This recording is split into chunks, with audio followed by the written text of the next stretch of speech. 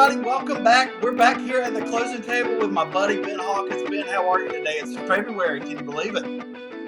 It's wild, Doug. I feel like January lasted a whole year. Fantastic. Well, let's jump right into it and get things going with something new today.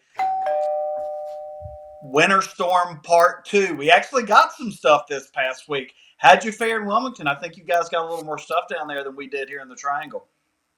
We had the largest snowfall accumulation in 35 years, if you can believe it. So I've lived down here since 2013, and I've seen snow, maybe 2 or 3 times, but nothing like what we got this last go around. I think where I live, we ended up with like 8 or 9 inches.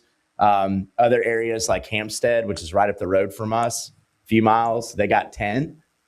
So yeah, we got a lot of snow. How about you guys, Doug? How did Raleigh fare? Well, in Raleigh, we have what is called the Raleigh Weather Dome, and it really protects the Raleigh area for the most part, but it finally gave way late Saturday night. And we finally got some snow. We woke up to some beautiful snowfall on Sunday. The kids got to play. It was fantastic. So it wasn't that bad here, maybe just a few inches, and it cleared up pretty quickly, even though, schools were delayed and whatnot, as they will be. But relatively unscathed here. But what I will tell you is Saturday morning, we ventured to Winston-Salem for the NC State game at Wake Forest. And about Greensboro, things started to get dicey. And about Winston-Salem, we were driving on snow and ice on the road. So we headed back about 2:30 that day, and it was 2 hands on the wheel pretty much till you got back to the airport at RTP. I mean, we were driving on one lane. In parts of the roads, one lane was cleared. In other parts of the roads, you had tire tracks to follow. In other parts of the road, you were just driving on snow and ice on I-40. But it was a great adventure for my family. We loved it. And then, of course, the kids got to play in the snow on Sunday. And they got some time off for school, so that's never a bad thing. But a lot of fun. But that's the kind of snow we want in North Carolina, right? We get it for a day or two. It ends. We don't lose power. Then we can get back to normal life, right? That's right. It was cool. It was a cool experience. I adhered to the travel recommendations from the government there, Doug. I see you're not a rule follower. I certainly am. No, I'm kidding. No, but I didn't go out. I didn't venture out. You were way braver and bolder than I was. However, if my Louisville Cardinals happened to have been playing somewhere close, I'm sure I would have ventured out as well. So nice win for you guys. Yeah, it was worth the trip. Yeah, we enjoyed it. It was good stuff. All right, moving on. You're approved. So this was in the news this week. Went kind of viral for a while. A family hid 100 really tiny mini rubber ducks all around their house and left a note for their cleaner that said, "Hey, we left $100. Here's a jar. Make sure you find all of them. That way we'll know you did a really good job cleaning." What's your immediate reaction to that? What are you doing if you're that cleaner and you get there and you see that? I mean, if I have to lay out 100 ducks to entice somebody to clean and do it the right way, I probably have chosen the wrong cleaning company. I don't know. I'm not going to do that. If I hire you and you don't do a good job, I just won't bring you back in. But, whatever. I think it's kind of silly, to be honest with you. But there again, it probably got the job done. Well, it definitely got them some attention, right? I mean, I think that's a little bit overkill. You're going to know whether or not they did a good job. I think whether they find 100 little ducks or not. The thought process behind it, yeah, unique.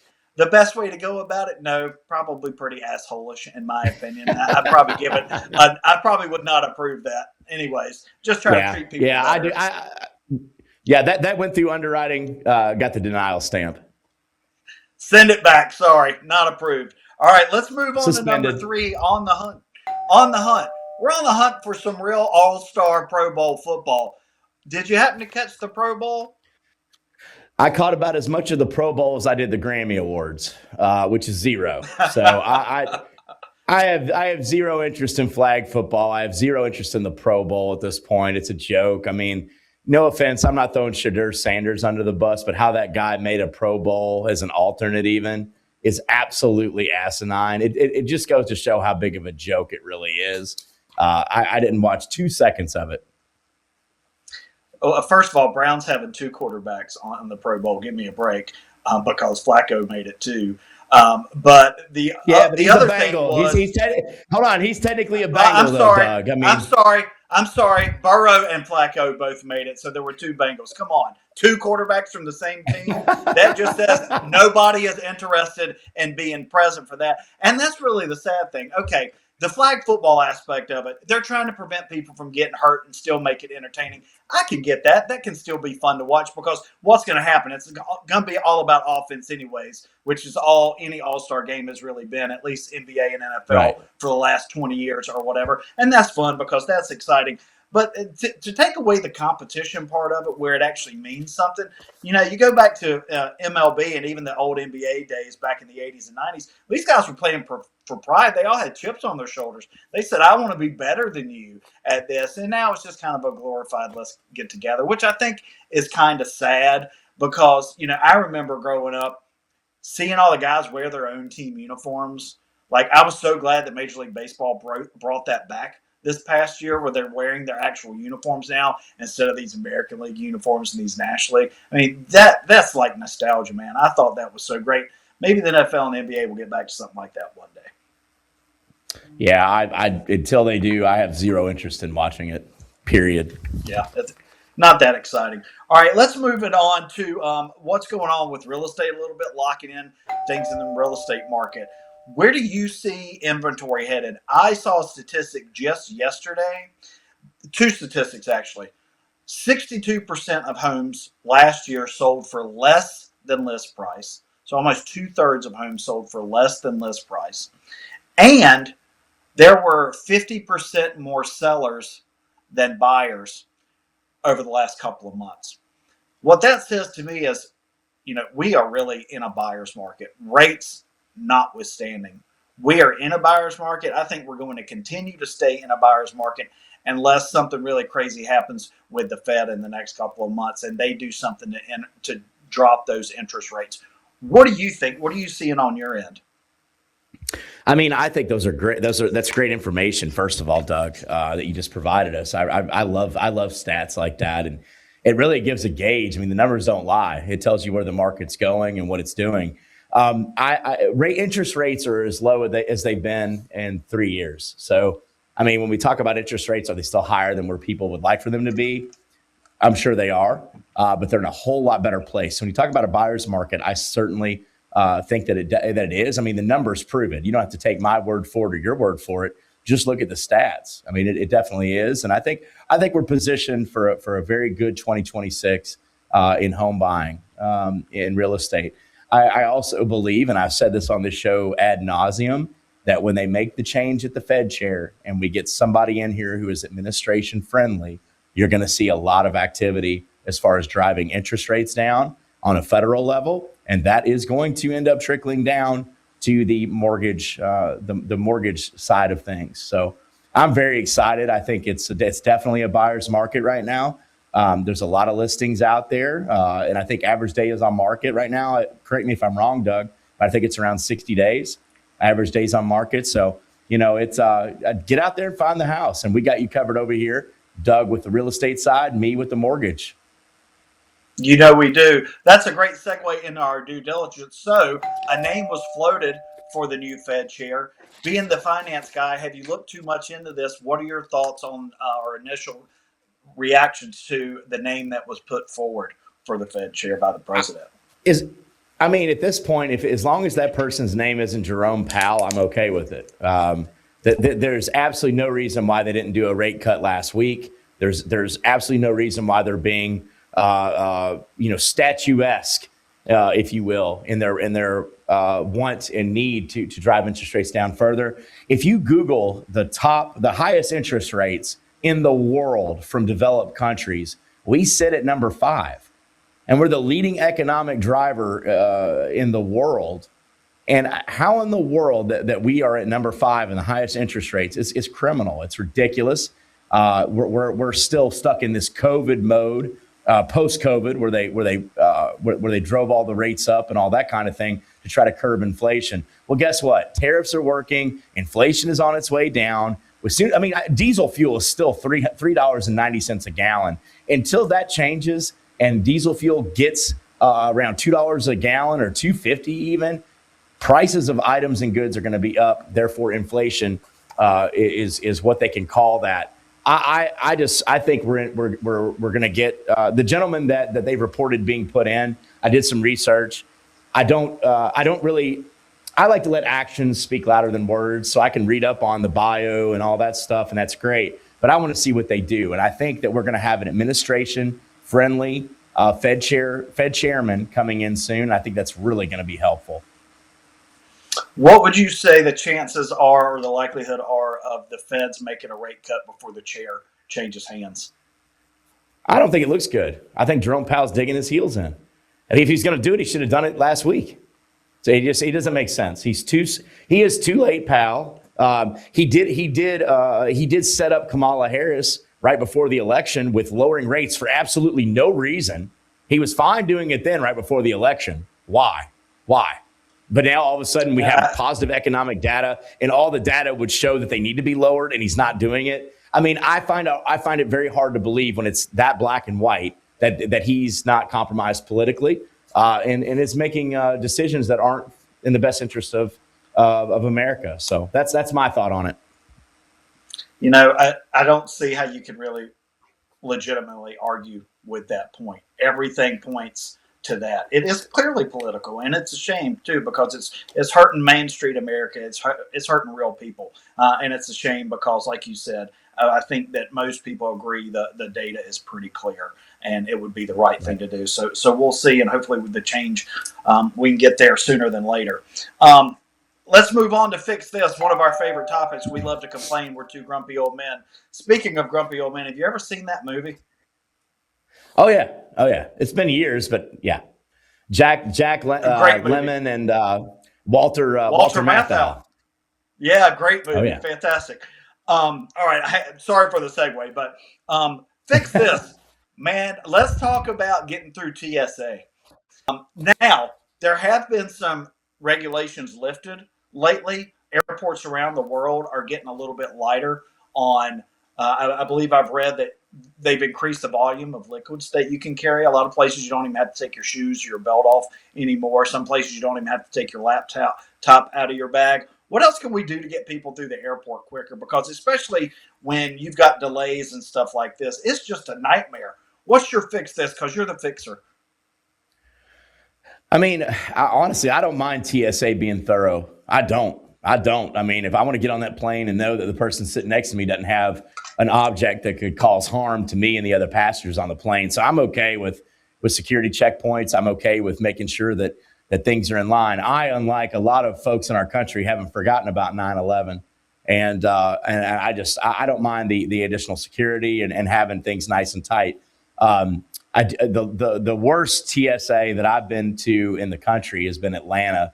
And Atlanta is just a rough place to get through. Sometimes they yell at you. I mean, I don't see the need for all that. When people are waiting in a huge line to get on their flight and you got a TSA agent, barking at people. I don't like that part of it. I think there's a way to conduct those safety protocol checkpoints in a better manner. But yeah, Atlanta was the worst experience for me that I've had, and I've been to a lot of airports. But I mean, I don't fly enough right now because of all the delays and things that you get into, and it's also so daggone expensive. If I decide to fly somewhere, it's usually a couple weeks before I go, and by that time the flights are just astronomical. So I like TSA. I like what it does, and I want to keep everybody safe. Yeah, 100%. I mean, it's important to remember why they're there in the first place and the importance of that. Just plan accordingly. Also, there are a lot of things that you can get. You can get Clear. You can get the pre-approval, the TSA pre-approval, whatever it's called. That stuff can be worth it, especially if you travel a lot, to get you through the security a lot more. I will tell you, in my experience, it does seem like going through security internationally is a lot more efficient than sometimes just even flying domestically in the States can be. So for whatever reason that is. But at the end of the day, I'm all about keeping people safe. And I want to get to the airport too as soon as possible so I can get that airport beer, regardless of what time it is. So let's get there early. Let's get through TSA. Let's get to the bar so we can have that airport beer. It's one of those, like, top 5 beers. The beer while she's getting ready, the beer when you first get to the pool, the beer at the beach, the beer at the airport, all those things. So you got to keep that up there. Love it. Love it. All right, let's talk about sports for a bit. Counter offer, debate topic. The Charlotte Hornets have won 7 games in a row. Today is the trade deadline. They made a couple big moves yesterday. They're sitting on about 23 or 24 picks over the next 7 years. They've been clearing some cap space. Bless you. People are thinking they might be making a big move today. What do you think? Are you paying attention to the Hornets? I know you're a big Panthers fan. I know we've been to see the Hornets. Are you following this story? What do you think about what's happening? I mean, we got Colby White. He's a UNC guy, so he's coming back to Carolina. Colby White. I like what they did here. I think they got some players from the Bulls that can definitely help us in what we're trying to do. And I love the direction Charlotte's heading in. I think Com Knippel, he and Cooper Flagg are obviously the standouts for Rookie of the Year. I think Cooper Flagg will end up getting it, but Com Knippel has been absolutely unbelievable. The Hornets have drafted well. They've done well in free agency. I love what they're doing in Charlotte, and being that it's a Carolina team, I'll throw my support behind the Hornets. They've been playing hard. They've been playing smart, and I'm really enjoying what I'm seeing out of them. And I think they did a great job on the trade deadline too, and getting some pieces together that could help them potentially even make a playoff push. Yeah, I mean, they're in the playoff game right now. They're only a couple of games back from not even having to play in the playoff game, sneaking up on teams like Chicago and Atlanta. So we can see, how much further they can get along. They do have a pretty tough stretch coming up, but they did just beat the Spurs, which was a heck of a game to watch, and to watch them go head-to-head with Wemby. So that was a lot of fun. Trade deadline's at, I think, 5 o'clock today, so we'll see if they can make anything else happen. But I just love it when the North Carolina pro teams are competitive. The Canes have been for a while now. Panthers finally turned the corner and got in the playoffs this year. Hornets are looking so much better, like it's finally clicked. Everybody's healthy. In North Carolina, we're so segmented because of our collegiate loyalties. It's nice when the pro teams do well because we can all cheer for them together. So I just think that's such a cool dynamic because North Carolina is so rare. I mean, there aren't any other states that have the amount of Division I schools that are so lumped together, that are competitive in all different sports that go head to head. So when we've got something we can cheer for collectively, I think it's just great for everybody. I agree. It brings people together. I mean, businesses thrive. I mean, think about it. In Wilmington, a lot of us aren't going to drive to Charlotte to go watch the game live, right? Unless we're taking a trip. But we'll get together at a restaurant or bar or what have you, and it's good for everything. It's great for morale. It's great for businesses, economically, and all that good stuff. So I'm all in. I love what the Hornets are doing, and I'm just glad it's finally happening. Me too. Also, just an FYI, you can catch some Hornets games on Amazon Prime if you have Prime. So on Prime Video. So check that out. Good to know. All right, let's move it on to get local. EV electrical vehicles have been in the news again recently because the government is changing restrictions on car builders, right? Manufacturers with all the requirements that were locked in from several years ago from the whole Green New Deal, et cetera. They're not going to be as stringent on that anymore, probably because the market indicated that people really aren't buying them. Despite that, a lot of people are still driving the Teslas, which I think are far and away the most popular electric vehicles, and installing the chargers in their homes. What do you think about electrical vehicles? Is that something that you would ever get into? Where do you see it headed in the future with some of the changes in these government regulations? I mean, I'm all for having a clean environment and all that kind of thing, but it's got to make sense, right? I mean, we don't have the infrastructure for electric vehicles. You can find two or three charging stations in Wilmington, if you're lucky. And of course you can do it at your house, but like, I'm not doing that. I'm personally not purchasing an electric vehicle until we have the infrastructure. Also, too, I don't trust them. I mean, what if we got attacked by some other country and they shut our power off? What do you do then? Where do you go? Like, I like good old gasoline combustion engines, and that's the way I'm staying. I'm not ready for electric and all that other stuff at this point. We don't have the infrastructure for it. And I just think they're bad ideas. And I don't think they're that great of cars personally. But, I'm all about solutions to helping us, take care of our planet that we're blessed to be living on. And, just think about how many things have to come together to sustain life on a planet in our universe. I mean, it's unbelievable, all the things that have to come together. So, I'm all for making things nice and clean and green, if you will, but not in the form of a scam or somebody making me have to use a certain type of vehicle that we don't have the infrastructure for. And to be honest, it's too easy to flip that light switch off, in my opinion, as it pertains to our power grid. So, no, I'm not a fan. Yeah, I think the mandates were just a swing too far the other way. My question is, my wife has one of these. What happened to hybrids? Why did we just completely shut the door on hybrids? They're the mix of both. They work great. Right. My wife loves her car. She fills up like twice a month. That is a great solution. Why did we completely scrap that and completely go all the way electric? The funny things to me is you see these cars. It's freezing cold, so they're locked down in the ice somewhere. They got to bring out one of these diesel generators to charge it to try and get them home. I mean, it's just like, come on, folks. Did no one have the foresight to see this? My solution, let's focus more on hybrid instead of going too far the other way. Anyways, let's keep it moving. I'm good with that. This has been a pretty quick show. Great conversations. Final walkthrough. All right, we're going to get a little controversial, which we love to do sometimes. I know you didn't watch the Grammys, but I'm sure you've seen some of the fallout from the Grammys. This happens every year at every award show. Everybody's got to get up there and they got to make their thing and they've got to be political and they got to point out all the injustice, their perceived injustice or whatever. Wanted to get your take on not that, because I know your answer to that. My favorite celebrity rant during an award show was a couple years ago when Ricky Gervais hosted the Golden Globes. And he basically got up at the beginning of the show and he said, "You people are in no position to lecture us. Most of you have spent less time in school than random climate activists from Northern Europe. When you get up here, thank your God, thank your family, thank your agent, and get off the stage." And I thought that was great. You people you've got no platform to stand on to preach to us, especially when you're doing the same stuff you're accusing other people of doing. So just wanted to lob that one at you and give you a chance to fire it back. I can't even with these people. They're a disgrace to our country. They're a disgrace to themselves.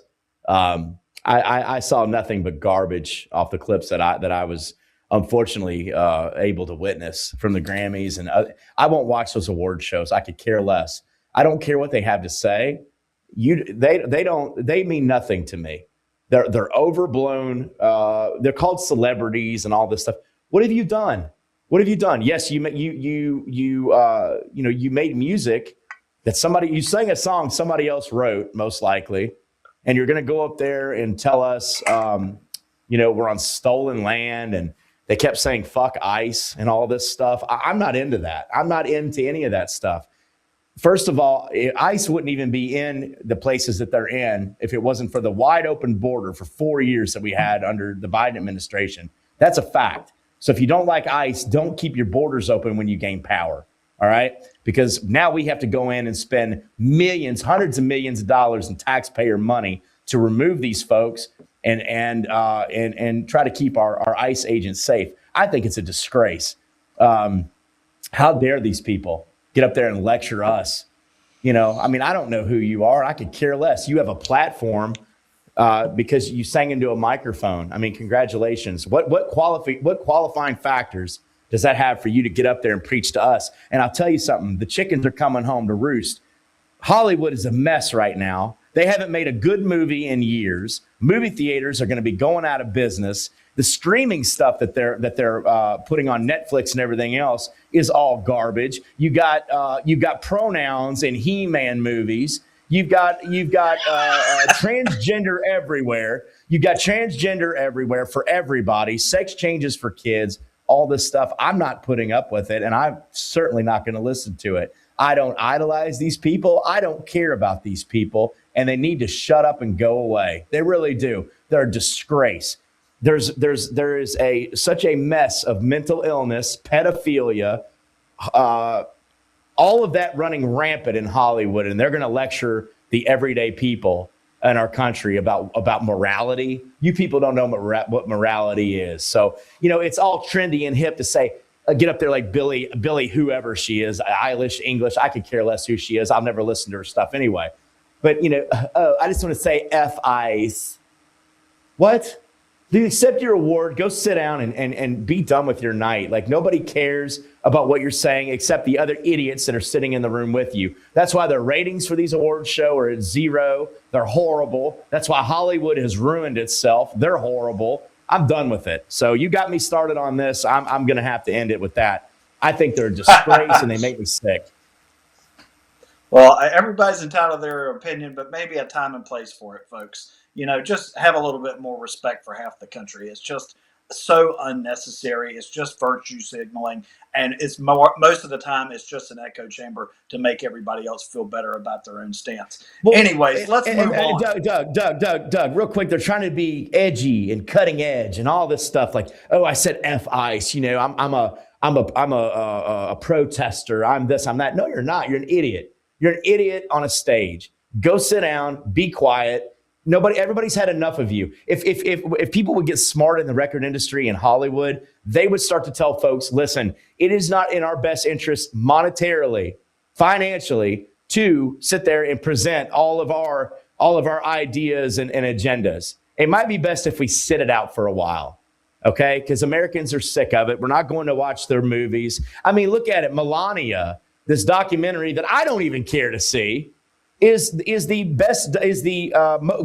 highest grossing documentary in the last 10 years in Hollywood, right? But you don't see anything but trash and people trashing it from a critic standpoint in Hollywood. How about you just chill out and accept that people over half the country voted a certain way to remove illegals from this country? You're not on stolen land. We're not on stolen land. Let's stop that altogether, okay? This is ridiculous. It just needs to stop. I can't even with these people. We better move on before I go on for another 10 minutes.